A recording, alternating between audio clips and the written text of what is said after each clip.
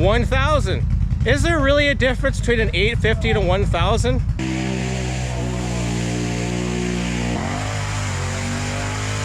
That's it right there. Just saying. Hey everyone, that was me blasting through the mud hole on the Renegade 1000. No offense to my young friend Blake here on the 850, he just didn't hit it hard enough. Today we're talking about the battle of the XMRs. We're going to answer this question: which one is the better buy? The Renegade 1000 or the Outlander 850? So if you're in the market for an XMR model, you're not just a casual trail rider. You're into the extreme stuff. You're looking to smash mud holes, rip through muskeg, or whatever else lies in your path. So let's dive into the specifications of both machines. The 1000R engine puts out 91 horsepower. The 850 engine puts out 78 horsepower. That's a difference of approximately 13 horsepower. It doesn't sound like a whole lot, but in real world situations, there's a difference. You may be asking yourself this question: why are we comparing the 1000 to the 850? Well, here it is. The Outlander 1000 XMR only comes in the max chassis, and that one's just not for everyone. When you dive right into the actual specifications of the engine, this is where things are a lot more closer. The 1000R engine comes with a 91mm bore, while the 850 comes in with a 94mm bore, so it's actually bigger. Now, the stroke on the 1000R engine is 75mm, and the stroke on the 850 is 61.5mm. So the 1000R has slightly smaller pistons, but it has a longer stroke, therefore it's going to run at a higher compression. With this higher compression, you're also required to run 91 octane fuel, while the 850 you can get away with 87 octane. The Renegade is the premium model of the XMR ATV lineup, and that is definitely reflected in the price. Prices for models in 2023 will be $20,349. The 850 comes in at $16,449. Both models really haven't changed a whole lot over the last number of years. I've been comparing these models for a few years now, as I was going through this very same process just a few years ago.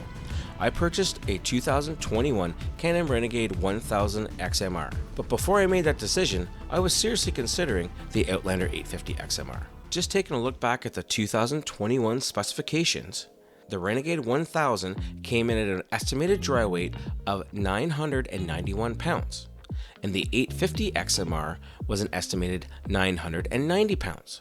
So obviously, with a power to weight ratio, the Renegade would win. But guess what?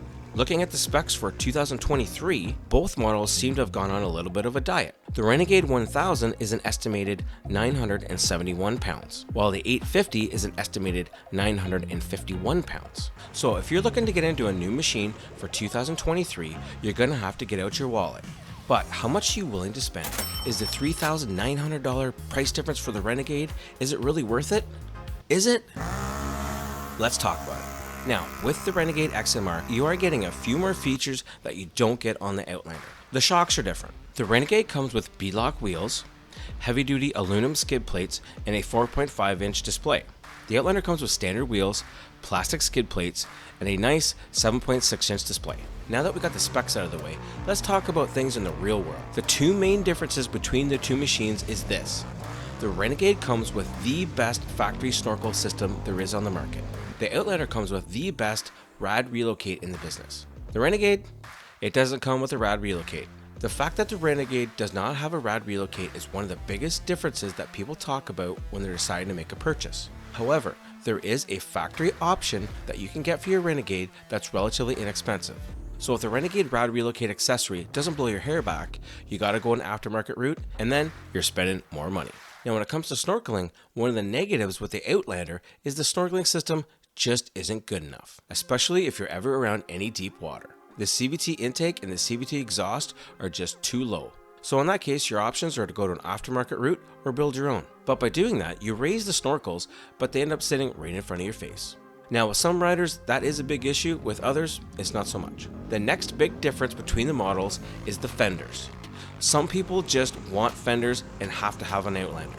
The Renegade has smaller, narrower fenders, and some people complain you get a lot dirtier. But there's two advantages with the Renegade body style. Number one, the machine has a much easier time of getting through foreign materials like water, mud, sand, whatever you throw at it. The bigger fenders on the Outlander will protect the rider a little bit more. However, when you're ripping through the deep, thick stuff, there's a lot more resistance as there's less places for it to go. And number 2, with the Renegade, you have so much more ease of access for maintenance. With the Outlander, you got a lot more panels to take off.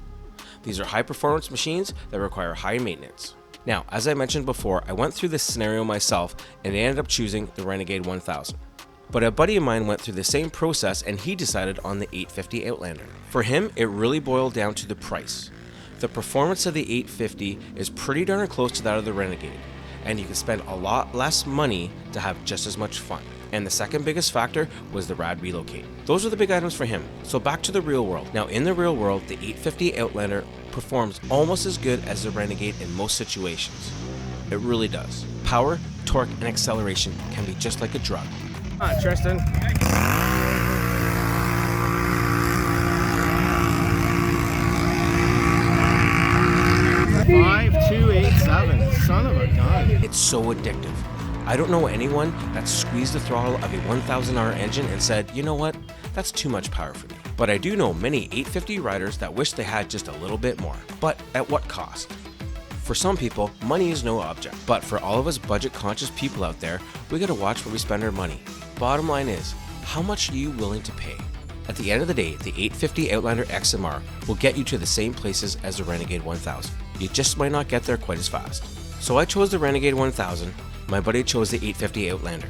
And when we line up side by side, there's really not a whole lot of difference. So what it really boils down to, are you a Renegade or an Outlander guy? The choice is yours. Overall, the best bang for your buck is the Outlander 850 XMR. It really is. But I'll leave you with this.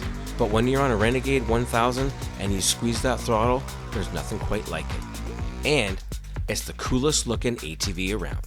If you're someone that really wants the power, check out this video that talks about the differences between the Renegade 1000 and the Outlander 1000 XMRs.